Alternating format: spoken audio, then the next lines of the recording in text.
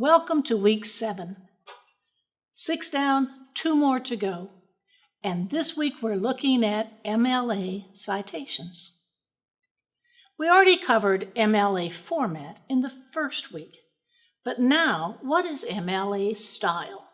MLA still stands for Modern Language Association, and the association provides guidelines for research papers in the humanities. MLA style refers to a system for citing research sources. Why should you use a citation? Simple. Plagiarism takes place when writers copy another writer's language or ideas and then calls the work their own. It's a form of cheating or stealing.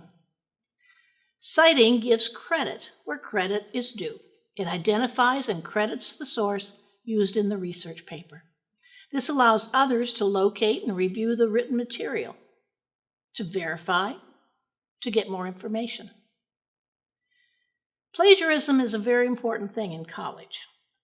If you plagiarize and use another's words as your own, you can receive a 0 on the paper. Or you can be dropped from a class with an F.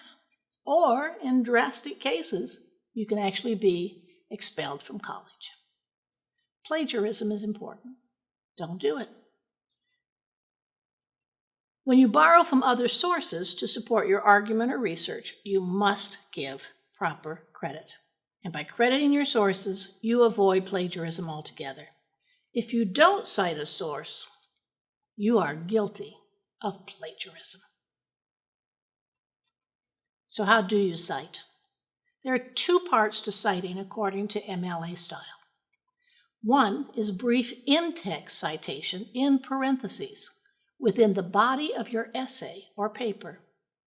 The second is a list of full citations on the works cited page at the end of your paper.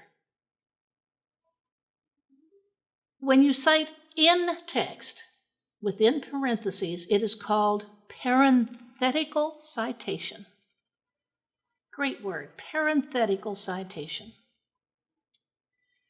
I want you to note that references cited in the text, those that are parenthetical references, must appear on the works cited page. And conversely, every entry on the works cited page must be cited within the text. How should I cite within my text? Quotations can be direct, using quotation marks, or indirect, no quotation marks, and often introduced by the word that. For instance, a noted scientist states, comma, quotation mark, 100 years ago, the average temperature of the Earth was about 56.5 degrees Fahrenheit. Today, it is closer to 57.9 degrees Fahrenheit, close quotation mark. The name of the author, Silver, and the page number, 11, are placed within parentheses. An indirect quotation of the same information could be, a noted scientist observes that the Earth's current average temperature is 57.9 degrees Fahrenheit compared to 56.5 degrees Fahrenheit 100 years ago. Silver and 11 still placed in parentheses. You notice that the word that appears in the indirect quotation. The direct quotation has quotation marks, while the indirect does not.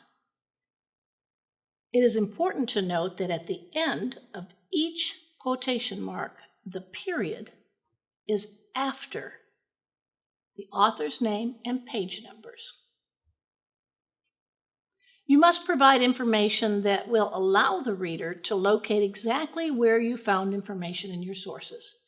Usually that's the author's last name and a page number. For example, Polar 188. This is a parenthetical reference. And at the end of the parenthetical reference, at the end of the sentence, before the punctuation mark. In a direct quotation, it is set off by quotation marks. Notice again that the period is at the very end after the parenthetical citation. Since we use the author's name in the sentence, we do not place it again in the parenthetical citation. And notice that this indirect quotation contains the word that. The works cited page appears at the very end of your paper on its own separate page. Remember, everything you referenced in your text must be listed on your works cited page. Conversely, everything on the works cited page must be cited in your paper. The works cited page provides the information needed for a reader to find and review any source used in your paper. Most book citations will include very simple items in the citation. Let's take a look at this book, An Inconvenient Truth by Al Gore. We must include the author, title, place of publication, publisher, date, and the medium of publication. Medium of publication is simple. The means that may be printed, it may be on the web. Medium is just how it is presented. For a book, most of this information can be found on the title page, an obverse of the title page. Obverse simply means opposite side. So let's take a look. Here's the author, Al Gore, and the title. We have the first two done. We turn to the title page and we find the place of publication, which is New York, the publisher, Rodale, and the date, copyrighted in 2006. The medium of publication is print, not book, print. So the citation should look like this.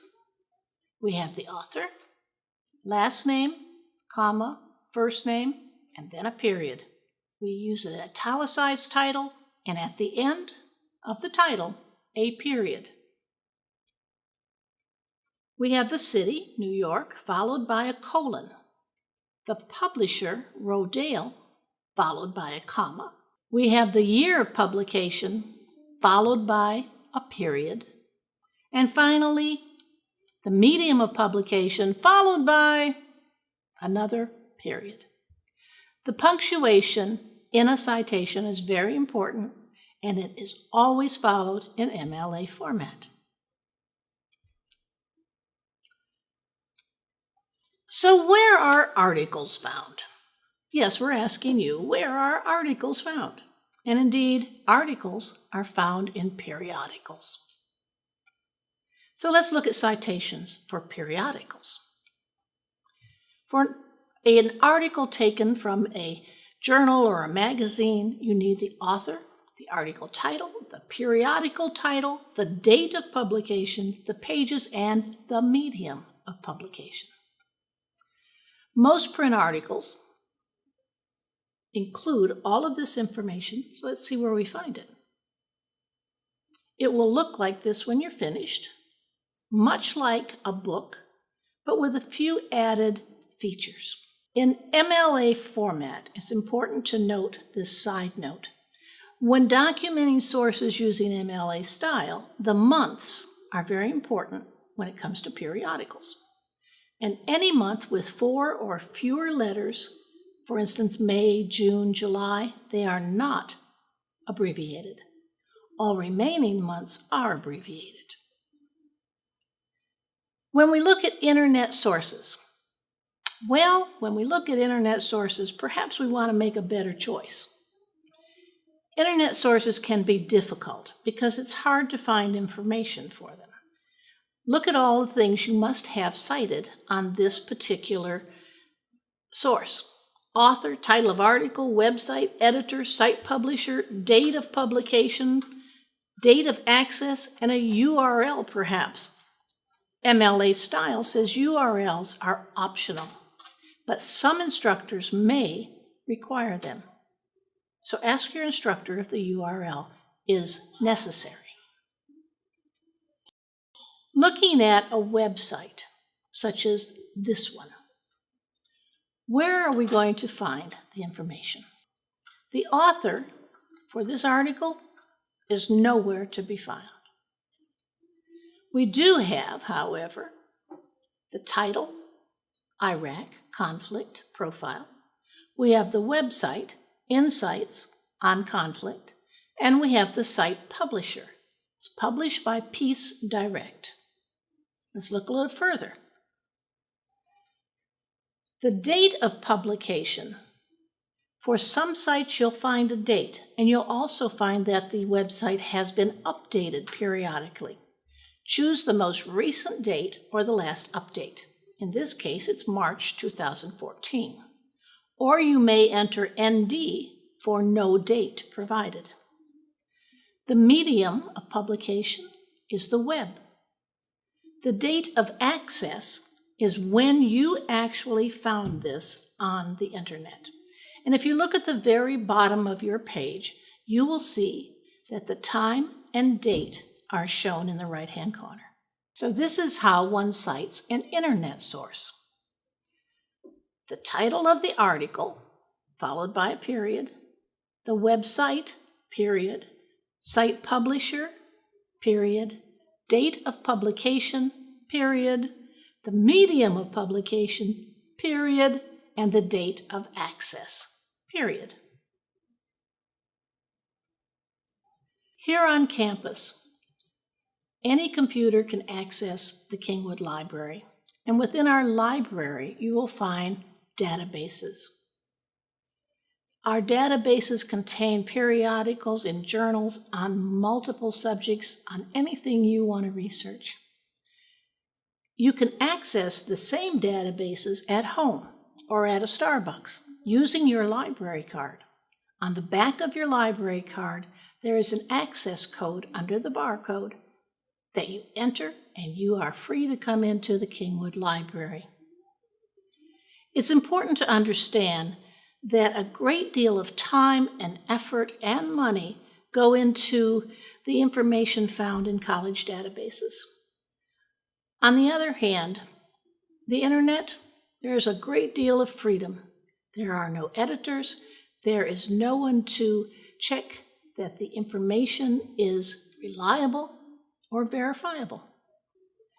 Therefore, many instructors require students to use journals rather than the web for research assignments.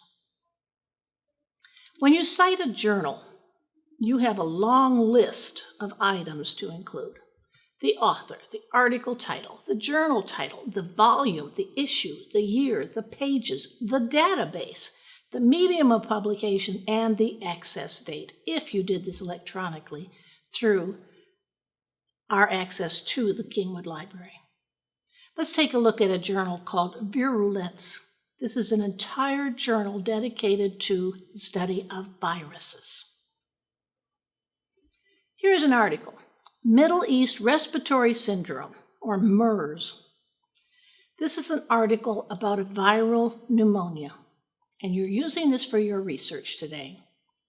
Let's see where you find information.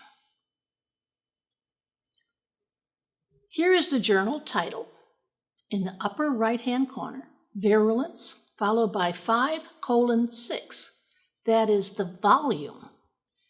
5 is the volume, 6 is the issue, followed by the date, which will be the year, and then you have to know which database you're in. In this case, it is the Academic Search Complete. You will not find an access date printed on the journal or on the page. So you will enter the day that you actually accessed the journal. For practice, I'd like you to log in to libguides.lonestar.edu/ds-English. The LibGuides contain a copy of the presentation and hands-on practice for you.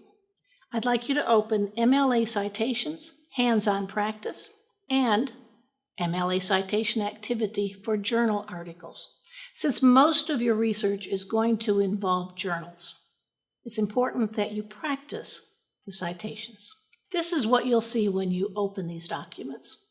Middle East Respiratory Syndrome, the article, and a hands-on activity to help you make a citation. You'll notice on the activity page that all of the requirements are listed. All you have to do is fill them in, and then transfer that information to the bottom. In the bottom of the page, we have placed the proper punctuation. Once you have transferred all of the information to this activity page, you will be able to have, ta-da, a perfect MLA citation for a journal article. When it's printed, it will look like this. I really didn't think I would make it through this one. Thank you so much, and see you next time.